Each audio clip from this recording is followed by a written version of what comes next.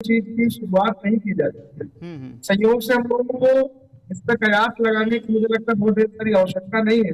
हम लोगों को ये विचार करने की आवश्यकता है कि कहीं ना कहीं मैं एक युवा होने के नाते, युवा राजनीतिक व्यक्ति होने के नाते मैं विश्वविद्यालय के छात्र संघ के अध्यक्ष से लेकर एक बिल्कुल। संगठन का राष्ट्रीय महासचिव तक गया, जी जिसमें जी। मैं एज ए युवा होने के कारण मुझको बहुत ढेर सारी समस्याओं का सामना करना पड़ा।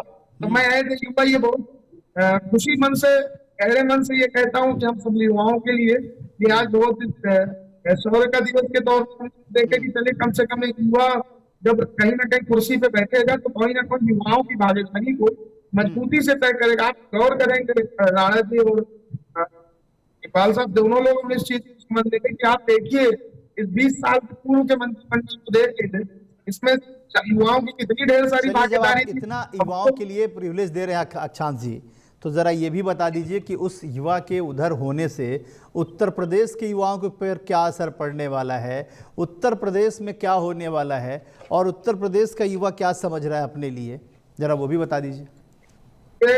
जब परिवर्तन कहीं ना कहीं से शुरुआत होती है, कहीं इसकी परिवर्तन की एक जो शुरुआत हुई है, और हमारे मुख्यमंत्री जी तो उत्तर प्रदेश के जो मुख्यमंत्री जी है वो वैसे ही बेसिकली अभी देख लिया जाए नीतीश कुमार जी और उम्र में तो बड़ा भारी अंतर है और काफी ढेर सारा वो युवाओं के लिए पर्याप्त सोचते हैं। लेकिन बिहार हकीकत में आप अगर मंत्रिमंडल से देख लें या हमारे यहाँ उत्तर प्रदेश में तो देखिए कई युवाओं को मिनिस्टर बनाने का भी काम किया गया है। बिल्कुल ठीक है, नितिन अग्रवाल कह रहे हैं, जरा सुन लेते हैं राणा कुछ कह रहे हैं। हाँ राणा, मैं ये कह रहा था कि युवाओं के नेतृत्व को लेकर या युवाओं को राजनीति में लाने को लेकर कोई सवाल नहीं है। सवाल यह है कि यह काम तो 3 महीने पहले भी किया जा सकता था। विधानसभा चुनाव से पहले भी निशांत को राजनीति में लाने की बात हो रही थी, तो यह काम तभी कर लिया जाता। अब सोचिए 3 महीने पहले वही करोड़ों रुपया खर्च करके नई सरकार बनी, कागजात बने, सब कुछ हुआ। अब 3 महीने बाद फिर से हम वही काम कर रहे हैं। नहीं, ये मसला तो है और शायद इसकी जरूरत नहीं थी। बहुत ईमानदारी से ये बात का जवाब देना चाहिए कि जो राज्य सरकार पहले से ही कई सारे कर्जों में डूबी हुई हो, उस पर ये अतिरिक्त बोझ कहां तक जायज है?